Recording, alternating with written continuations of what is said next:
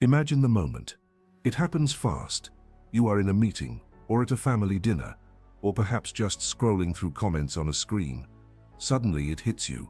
An insult, a challenge, a disrespectful tone. Someone questions your competence. Someone mocks your appearance. Someone attacks your character. In that split second, a chemical weapon is detonated inside your body. Your amygdala, the primitive lizard part of your brain, hijacks the system. Adrenaline floods your bloodstream. Cortisol spikes. Your heart hammers against your ribs. Your face feels hot. The biological command is screaming at you. Attack back. You want to shout. You want to defend yourself. You want to craft the perfect, stinging insult to crush them. Or perhaps you want to crumble, to retreat, to let the shame eat you alive. This is the trap. This is the moment where 99% of people lose. They lose their composure, they lose their dignity, and they lose the upper hand. But there is a trick. I call it a trick, but it is actually a discipline that has been forged in the fires of history by the toughest minds to ever live. It is the Stoic art of the psychological dodge. The Stoics, Marcus Aurelius, Epictetus, Seneca, understood that you cannot stop the arrow from being fired at you. People will always be rude. They will always be jealous. They will always be cruel. You cannot stop the arrow, but you can choose whether or not to catch it. Today we are going to deconstruct the anatomy of a verbal attack. We are going to learn how to override that biological fight or flight response. And I am going to teach you the specific mental maneuver that allows you to watch an insult fly right past you and hit the wall, leaving you completely untouched.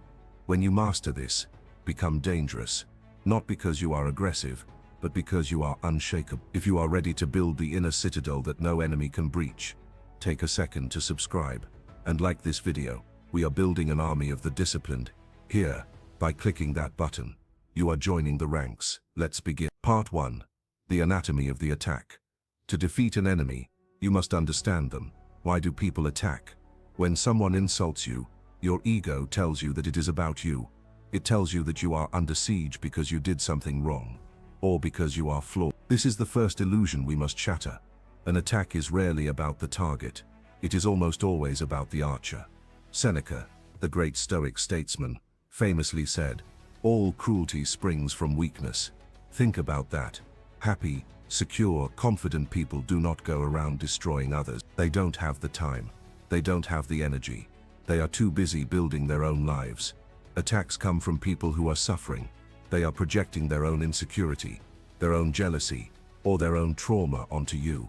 They are trying to offload their pain. They are holding a hot coal of anger, and they are desperate to throw it at someone else so they don't have to burn alone. When you realize this, the dynamic shifts. You stop seeing them as a terrifying giant, and you start seeing them as a wounded animal lashing out. But knowing this isn't enough. You need to know how to handle the impact. The Stoics had a concept called assent. Imagine your mind is a fortress. At the gate of the fortress, there is a guard. Every impression, every word, every insult that comes from the outside world has to stop at the gate. The guard has a choice. He can open the gate and let the insult in, where it will run around setting fires and breaking windows. Or he can keep the gate closed. This is the insult does not hurt you. Your agreement with the insult hurts you. If someone calls you stupid, that is just a sound. It is air vibrating against your eardrum. It only becomes pain when your mind says, "He called me stupid. That is bad. You have given assent to the injury." Marcus Aurelius wrote to himself, "Reject your sense of injury and the injury itself disappears." It sounds impossible, doesn't it, to just reject it? But it is possible. It is a skill, and like any skill, it has a technique. Part 2. The 3-second pause. The sacred gap. The first step of the technique is conquering time. When you are attacked, your brain operates on a reflex loop. Stimulus, you response. Insult, you anger. To practice Stoicism, you must insert a wedge between the stimulus and the response. You must create a gap. Viktor Frankl, a neurologist and Holocaust survivor who was deeply influenced by Stoic thought, famously said, "Between stimulus and response there is a space. In that space is our power to choose our response. In our response lies our growth and our freedom." When the insult lands, do not speak. Do not type. Do not grimace. Force yourself to take a 3-second pause. 1, 2, 3. In those 3 seconds, you are allowing your prefrontal cortex, the logical, rational part of your brain, to come online and override the emotional amygdala. In those 3 seconds, you are taking the controls back from the autopilot. During this pause, you must ask yourself one question: is this true? If someone attacks you and what they say is true, then why be angry? They have just pointed out you should thank them for the feedback, correct the mistake, and move on. As Marcus Aurelius said, "If anyone can show me that I think or act in error, I will change gladly, for I seek the truth." If someone attacks you, and what they say is false, then why be angry? They are simply mistaken. They are like a man who points at the sky and screams that it is green. You don't get angry at the man, you pity his blindness. This binary filter, true or false, strips the emotion out of the attack. It turns it into data. But what if the attack isn't about truth? What if it's just pure malice? What if they are just trying to hurt you? That is where we deploy the advanced maneuvers. Part 3: The Stone and the Wave. Marcus Aurelius had a beautiful metaphor for dealing with relentless attack. He visualized himself as a promontory, a rock jutting out into the ocean. He wrote, "Be like the rock against which the waves keep crashing. It stands unmoved and the raging of the sea falls still around it." When someone is screaming at you or gaslighting you or trying to provoke a reaction, they are the wave. They are chaotic, fluid, and temporary. They have a lot of energy, but no structure. You must be the rock. The rock does not fight the wave. The rock does not argue with the wave. The rock simply is. How do you embody the rock in a conversation? You use silence and minimalism. When they finish their tirade, look at them, maintain eye contact, and say nothing. Let their words hang in the air. Silence is a mirror. When you refuse to absorb their anger, it bounces off your silence and reflects back onto them. They start to hear how ridiculous they sound. They start to feel the awkwardness of their own aggression. If you must speak, use the gray rock technique. Give boring, non-emotional responses. I see. That is your opinion. I hear you. You are refusing to give them the narcissistic supply they crave. They want a fight. They want drama. By being a boring, sturdy rock, you starve them. Eventually the waves will stop crashing, because they have run out of energy. Part 4: The Physician's Gaze. There is another psychological trick the Stoics used, which I call the physician's gaze. When a doctor enters a psych ward, and a patient screams at them, calls them names, or even tries to spit on them, does the doctor take it personal? Does the doctor go home and cry, "Why does that patient hate me?" Does the doctor get into a fist fight with the patient? No. The doctor looks at the patient with clinical detachment. The doctor thinks, "This person is unwell. These are symptoms of a disease." You must view your attackers as patients. When someone is being rude, arrogant, or cruel, do not view them as a powerful enemy. View them as someone suffering from a sickness of the soul. Epictetus taught his students to view bad behavior as ignorance of the good. He believed that people only do bad things because they are confused about what will bring them happiness. They think that putting you down will lift them up. They are mistaken.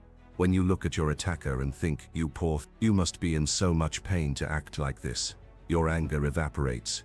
It is replaced by pity, and pity is the ultimate shield. It places you above the attacker. You cannot be hurt by someone you pity. You are the adult. They are the child having a tantrum. You don't fight children, you manage them. Try this next time. When someone insults you, mentally put on a white coat. Diagnose them. I see. Acute insecurity with a side of jealousy. Prognosis: miserable life.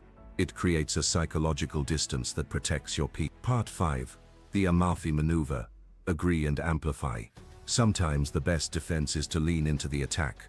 This comes from Epictetus, who was a slave and had a crippled leg. He knew about being mocked. He gave the ultimate advice on how to handle gossip and insult. He said, "If anyone tells you that a certain person speaks ill of you, do not make excuses about what is said of you, but answer, 'He was ignorant of my other faults, else he would not have mentioned these alone.'" This is devastatingly powerful. Imagine someone says to you, "You are really disorganized." The defensive response is, "No, I'm not. I have a system." This shows weakness. It shows you care. The Stoic response is, "You're right. And honestly, I'm even worse on Mondays. You should see my car." This is the Amalfi Maneuver. You agree with the insult, and you amplify it. Why does this work? Because an insult is a tug of war. They pull expecting you to pull back. When you pull back, you create tension. That tension is the conflict. When you agree with them, you drop the rope. They go stumbling backward. By admitting your flaws, you become invulnerable. If you are not ashamed of yourself, they cannot use shame as a weapon against you.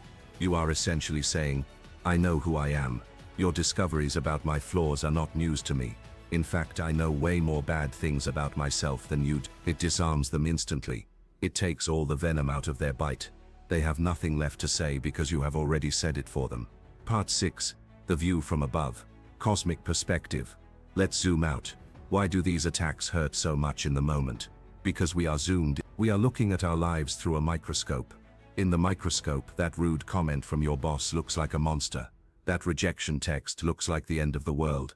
The Stoic trick is to grab the telescope. Marcus Aurelius constantly reminded himself of the vastness of the universe and the infinity of time. He wrote, think of the substance of the whole universe, of which you have a tiny share, and of the whole of time, of which a brief and fleeting moment has been assigned to you. When you are attacked, visualize the earth from space.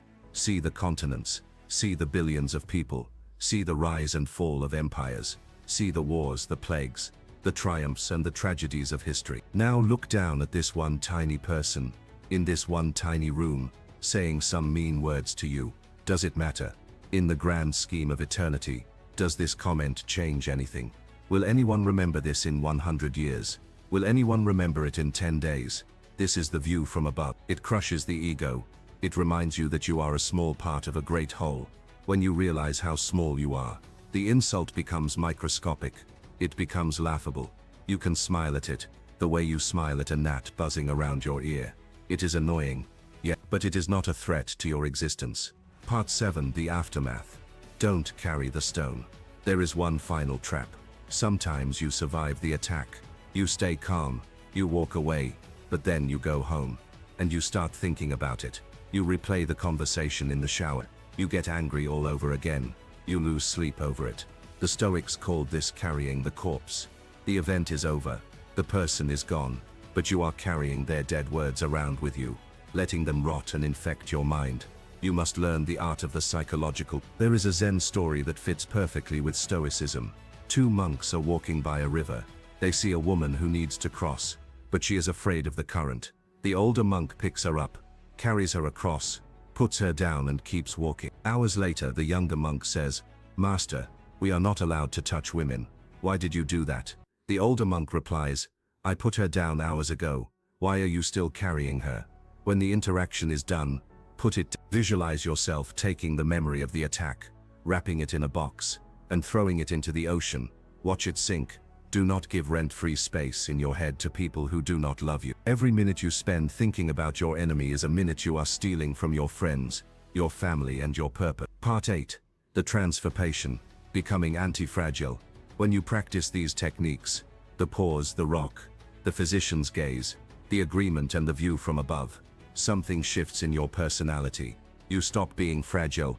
Fragile things break when they are hit. You don't even become resilient. Resilient things withstand the hit and stay the same. You become what Nassim Taleb calls antifragile. You become someone who gets better when they are attacked. Each attack becomes a training rep. Each insult becomes an opportunity to practice self-control. Each difficult person becomes a sparring partner who helps you sharpen your philosophy. You start to welcome the challenges. You start to think, here is another test. Let me see if I can remain the rock. And paradoxically, when you reach this state, the attacks, bullies and aggressors are looking for easy targets. They are looking for reactions. When they realize that you are anti-fragile, that their attacks only make you stronger and calmer, they lose interest. They move on to someone else. Your peace becomes a force field. Conclusion. The inner citadel. So the next time the arrow flies, and it will fly, remember this script. Feel the shock. Acknowledge the adrenaline. But do not open the gate. Take the 3 seconds. Remember that they are the wave and you are the rock. Remember that they are the patient and you are the doctor. Remember that this moment is a speck of dust in the galaxy. Do not catch the arrow. Let it hit the ground. Step over it, and keep walking toward your destiny. You are the master of your inner world. No one can enter without your permission. No one can hurt you without your assent. Build your citadel, lock the gate, and find your freedom in the quiet strength of your own mind. I want you to make a commitment today. The next time someone is rude to you, whether it's a comment online or a person in traffic, I want you to try one of these techniques. Just one. Try the pause, or try the agreement, and watch what happens to your anger. Watch it vanish. If you are ready to become the rock, I want you to write one phrase in the comments below. Write "I am the citadel." Make that your mantra. And if you want to learn how to build the rest of your Stoic armor, how to handle grief, anxiety, and the fear of the future, then you need to watch this video appearing on your screen right now. It is the blueprint for an invincible life. Click it, do the work, and I will see you on the other side.